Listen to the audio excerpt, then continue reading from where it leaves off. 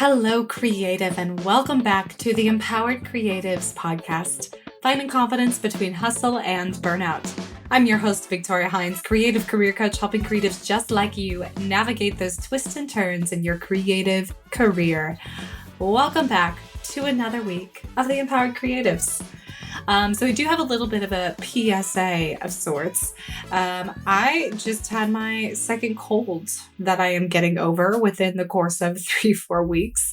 So both this week's episode as well as next week's episode, I'm going to probably sound a little nasally and a little husky. So I just wanted to give you a heads up. A little under the weather, so it's not your headphones. It's not my wonderful sound editor. It's just my poor little vocal cords that are trying to heal. So, hope this episode finds you healthy and well, because I have to say, colds, flus, whatever the heck they were, not fun at all. Let's dive into the episode. So this week, this week was inspired by a email I wrote, I want to say about 2 months ago, and a theme that I've really been talking a lot this year, both in my weekly newsletters, which if you don't get those, shameless plug, definitely sign up. I do send out every 2 weeks a newsletter with some other tips, reflection, advice, and some fun links. But I wrote this newsletter on recognizing when you've outgrown something. And this topic means so much to me right now. I think it's because I am in this phase of change and growth and moving into a new life. And I think it's something that's a constant. You may not be in that phase in your own life right now, but it will pop up again inevitably. And we all hit those moments. This newsletter really reflected on, we're kind of all like little plants, if you think of it that way. Maybe you're a succulent or a big, tall redwood tree. It doesn't really matter, either or, whatever you feel like you are. But all of us can outgrow the pot that we're growing in. And it's a really uncomfortable feeling.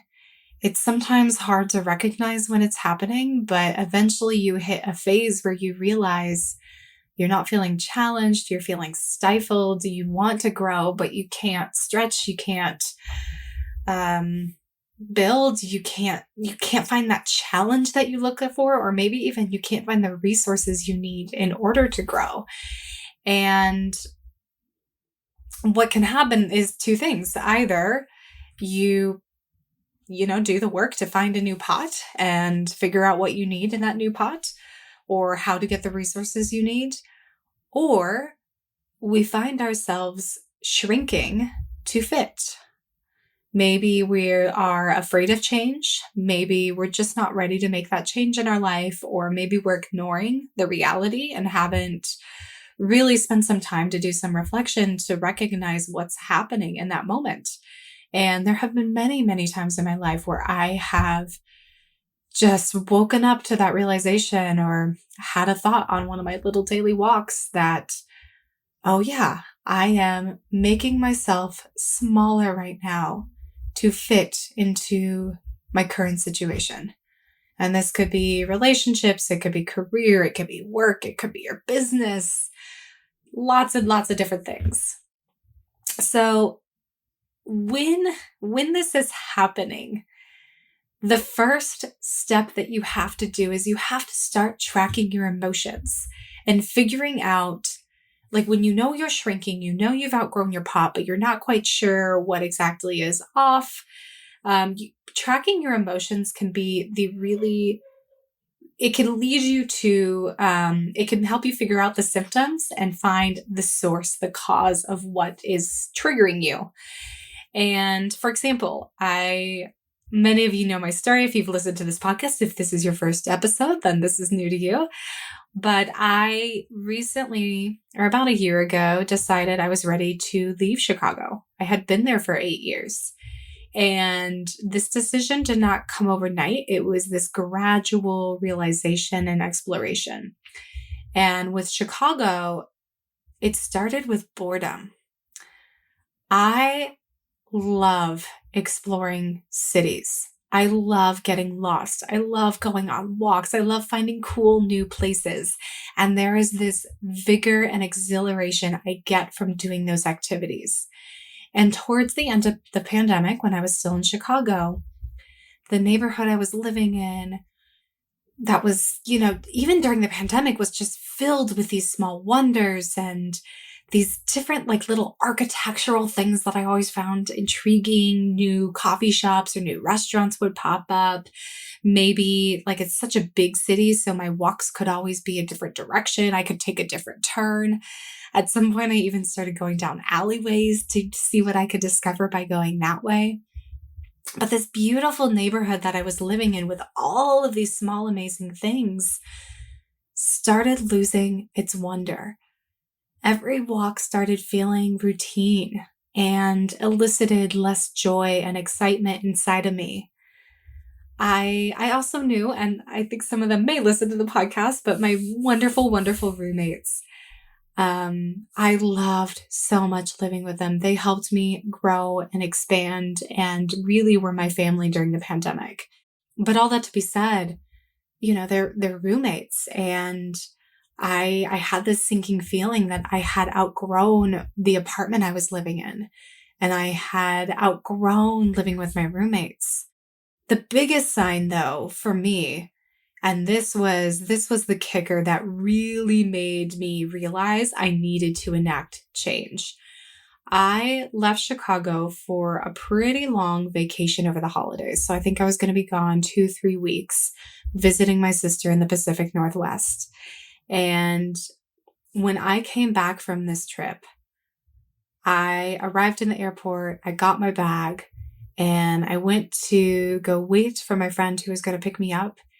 And I started crying in the middle of the Chicago airport. Couldn't stop it, just started bawling. It was cold outside. It was after the holidays. It was miserably dark. And I just felt this sinking feeling that I felt trapped and stuck. And this was not where I wanted to come back to. That was January of 2022. And at that point, I massively realized something needed to change, but I had no idea what.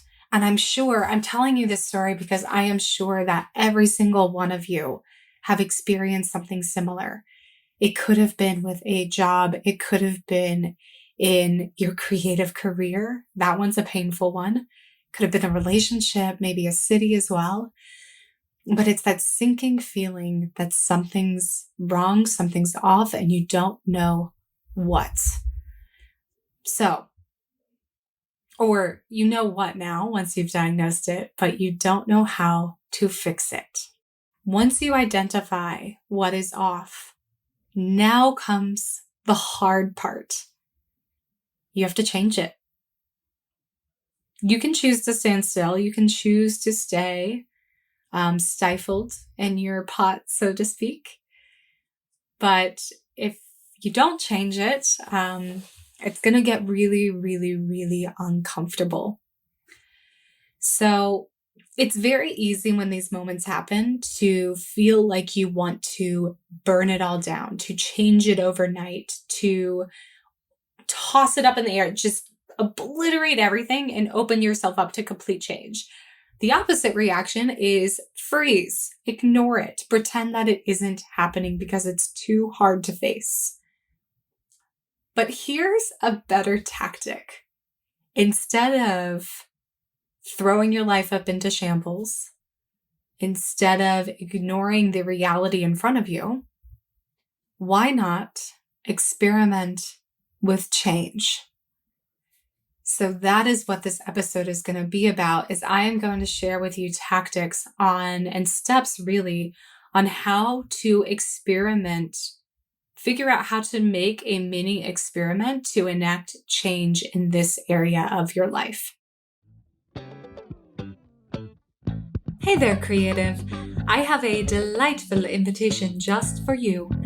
Imagine diving even deeper into the incredible world of living your life as an empowered creative, including more tips, tricks, and advice arriving straight into your inbox. Sounds pretty cool, right? Well, guess what? I've got something special brewing, and I don't want you to miss out. Introducing my oh so awesome bi-weekly email newsletter.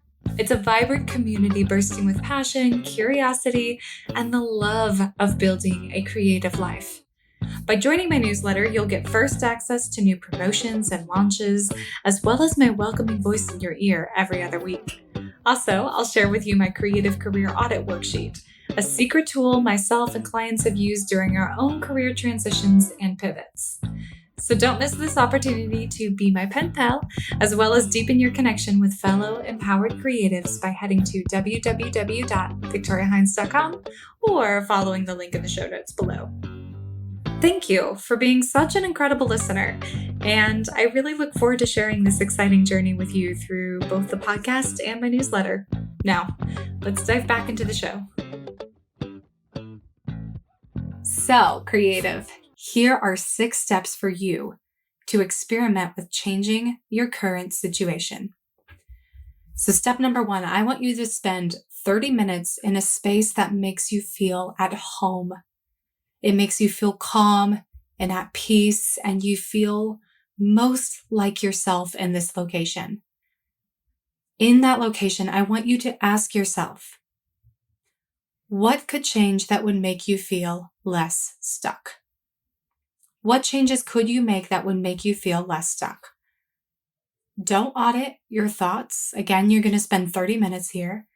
Don't audit anything that comes out, even if it scares you. It's just an idea. You can burn this sheet of paper after you're done if you're afraid somebody's going to see it. But I want you to let your creative mind go. I know you are full of ideas. I know you have tons of ideas on what could change. And this is probably one of the hardest steps, is you have to open yourself up to, well, what are all of the possibilities here? I was really afraid to confront the big idea of moving away at first because I had no idea where I would go instead. My jobs were remote. I love my sister. I love the Pacific Northwest. But the reality is their long-term plan was not to stay there long-term. So to uproot myself, move all the way out there, and then, 5 years down the road, find myself alone out there again, just didn't seem enticing. I was terrified. I had no idea where I would go. So I started making a list of ideas that gave me a structured launching ground for experiments that I can make that wouldn't blow up my life or the lives of the people around me. So examples of this is if you're unhappy on your job. So instead of blowing everything up, rage quitting tomorrow, why don't you start putting some feelers out there? Some ideas might be anything from signing up on a job board, getting some emails coming into your inbox of what else is out there, doing some networking and meeting people who have careers or jobs that you're interested in, or you think what they're doing is pretty cool. Just having a conversation. Maybe it means shadowing somebody for a day or making a vision board. Lots of different things. If you're unhappy with your creative projects you are working on, or they're not bringing you joy, maybe you might come up with a lot of different ideas on how you can mix those up. Maybe it's finding new inspiration, reading a different type of book, taking a class, lots and lots of ideas. You get the idea.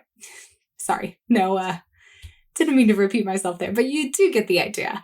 The goal is to come up with every possible tiny little thing you could shift or change that might make the difference. For my dissatisfaction with Chicago, I had a lot of different ideas. I thought about making a popsicle stick list. So you know that thing where people make a date night, little drawing popsicles out of a jar?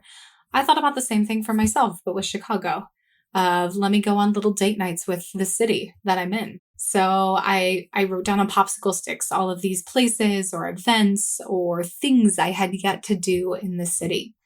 And I popped those in there and made a promise to myself to, I think, try 1 or 2 a month was my goal. I thought about getting in touch with a friend who was a realtor and start contemplating the idea of, well, what if I owned my own home? What if I owned my own condo, an apartment? Would that change it? I also thought about, since I had a remote job, I was curious if I could still maintain my home base. So maybe Chicago's still my home, but maybe I start traveling more at a really low cost to see new cities. This idea actually ended up spinning into pet sitting with trusted house sitters. I also just thought about taking more trips to see my family, friends, the people I cared about, the people that were really important to me and have been for years. Okay, so once you have your list, I want you to cross out anything that is not A, reversible, B, cost-effective, and C, temporary. So that is reversible, cost-effective, and temporary. You are looking for ideas that can be reversed. Everything I mentioned earlier about Chicago, all of those things, sure, traveling might cost some money, but it's reversible. I wasn't going to up and move to Italy all of a sudden. So I want you to start with those small little ideas. Step 2. Step 2 of this strategy to experiment with change is to take your lists, and I want you to cross out anything that is not A, reversible, B, cost-effective, and C, temporary. If the idea is not reversible, means that you can revoke it and change it the following week. If it's not cost-effective, so you feel like it's just a really big financial stretch, you don't even have the money, you don't even know how you would fund it, right now cross it out. Or if it's not temporary, so blowing up relationships, completely blowing up your current income stream, you want to start with the things that are temporary. These tiny little changes are going to be a barometer of if it's the right thing to do or if you need to go further. So you're not going to get rid of the ideas, but you're going to cross them out for right now. Prioritize, limit your list. Step number 3, once you have your limited list, I want you to circle one that would give you a quick win. And I want you to start there. And if you can, I want you to do it within a week. What's the easiest idea you had on your list that requires the fewest resources? So that means time, energy, money. The thing that's going to require the least. For me and my experimenting with with change in Chicago, that was the popsicle stick idea. Super easy. All I had to do was take an evening, find some popsicle sticks, do a little research or pull some ideas out of my head of places I had wanted to go, write them on the popsicle sticks, pop them in a jar, done. That's the type of idea that you want to do quick, and you want that quick win. Make some movement quick. And the importance of that is you want to give yourself a little bit of momentum. You want to tell yourself that, hey, I hear you, I see you, I know you are uncomfortable right now. I know you've outgrown the pot that you're growing in right now. I'm going to try to make some changes for you. So do those tiny little things. All right. Step 4, for the harder tactics. So let's say do the tiny ones for the harder tactics. So these require more money, more time, more planning.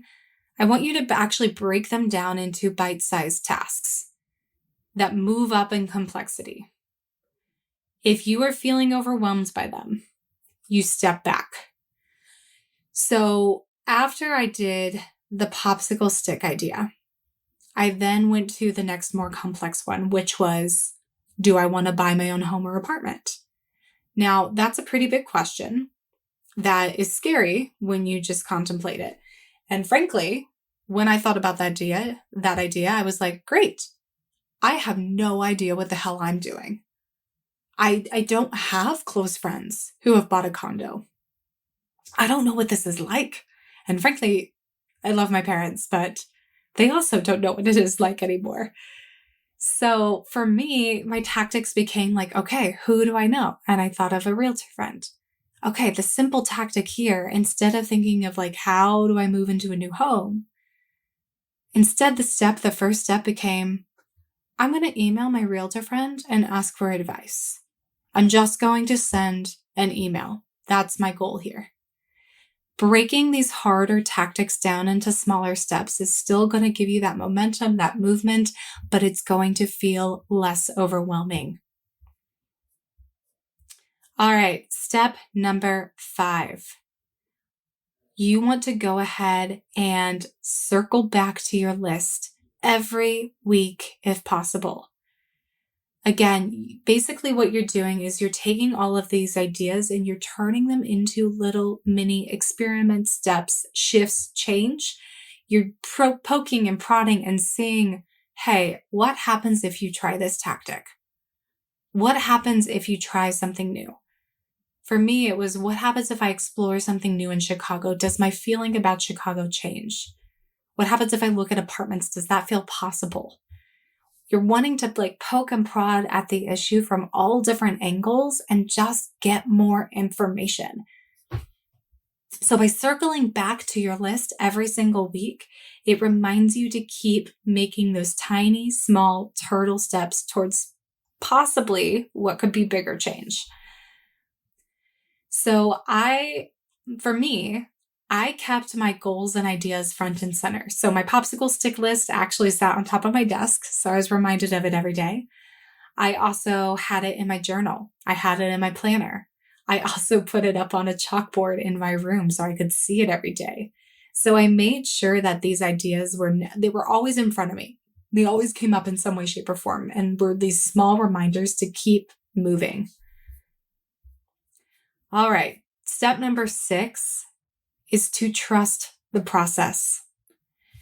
You probably are not going to make those bigger, more drastic changes until the pain of standing still keeps swelling. By taking the smaller actions, you are actually giving yourself 2 very, very critical and important things. 1, you get the release and the relief of action and movement forward. You are giving yourself almost self-love in a way. What I said earlier, that moment where you're saying, hey, I see you. I know you're uncomfortable. I'm doing some work to see if I can make that change. You're listening to yourself and you're telling yourself that you are listening. The second most important thing that you are doing is you are building a resolve. You are building a resolve so if you decide that you need to make some bigger, more drastic changes, you will have known that you have tried everything you possibly could before you make the bigger, more drastic change. It's okay to give yourself time to come to that conclusion.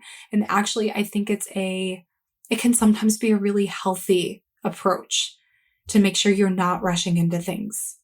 It's calculated, but you're not waiting around. You're not waiting around for an answer. You're constantly making movement. So for a little bit of context on that last step, my decision to leave Chicago, at the end of the day, I tried everything. I did the popsicle stick journeys, and as much as I enjoyed the outings, I still wasn't feeling that magic. That magic wasn't quite coming back. I reached out to my realtor friend. I ended up looking into apartments. I got an idea of what the market would be. I started saving up and figuring out, okay, if I'm interested. But nothing I was seeing was really speaking to me. And again, I had that moment where I was like, if I'm going to buy an apartment in Chicago, I better make sure this is the city I want to be in. And I was not sure. So then I decided to travel. I found trusted house sitters. I started pet sitting. It was a great way for me to experiment with, okay, I'm going to take 6 weeks, 2 weeks here. I'm going to go travel to another city in the US that I'm interested in and just see what it's like to live there. It was a brilliant experiment. It didn't cost me a ton. It was reversible. I still had a home base and I didn't blow up any relationships in the process, but it gave me a lot of information. And what I ultimately realized was I started feeling better, more exhilarated, more exuberant when I was pet sitting, when I had a home to myself, when I was visiting friends and family in other states, when I had a little bit more access to nature than what I had in Chicago. And I really came to the conclusion that although I loved this city and I loved my journey there, I felt like that book was this chapter was coming to a close. And I didn't have the roots in Chicago like I wanted. And everything I was trying to create roots there wasn't working. They just weren't there. So I also knew when I came back to the city after cat sitting, I instantly felt dread, exhaustion, and I felt stifled. And that was kind of the nail in the coffin, so to speak, that made me realize, okay, I'm ready to move on from Chicago. So what seems like maybe to you, listener, and I think this is the word of caution, is these big, drastic, bold moves that other people make. Oftentimes they don't happen overnight. They're small, tiny little shifts, changes, experiments that other people have been making for a long amount of time to make sure that these bigger, bolder moves are definitely the way that they want to be headed. So here's a reminder of your steps before I dive into your one thing. Step number 1, spend 30 minutes in a space that makes you feel at home, at calm, at peace, and without auditing yourself, write down all of your ideas on how you could change things to make you feel less stuck. Step 2, cross out anything that is not reversible, cost-effective, or temporary. Step 3, once you have your list, circle one that would give you a very, very quick win. Start there, do it in a week, do it fast, do it quick. Step 4, for the harder tactics that require more money, more time, more planning, break them down into very simple, easy, bite-sized tasks. Step 5, circle back to your list every single week. Don't forget about it. Put it on your computer, put it near your desk, somewhere where you are going to see it or interact with it. Ideally once a day, maybe once a week. Just set those reminders for yourself. And step 6, trust the process, and you will find that through continuing to make these little tiny experiments, you're going to gather more and more information to make the harder, bigger changes if need be. All right, creative, here's your one thing this week.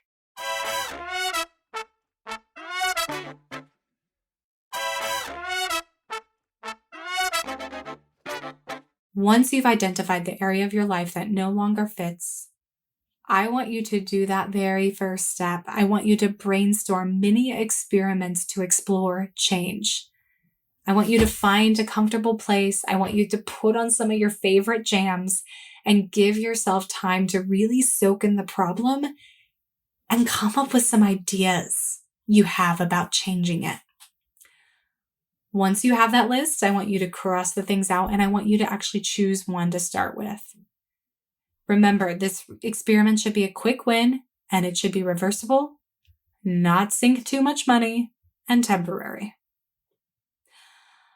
If you are struggling with ideas, if you're not sure where to start, if you have a big, mean problem and you maybe don't know how to shift it, how to change it, or you don't know how to prioritize what would be a quick win, feel free to send me a DM on Instagram. Reach out to me. I'd love to help you out. All right. Creative, if you've been enjoying this podcast episode, don't forget to rate, review, and subscribe. And until next week, stay creative.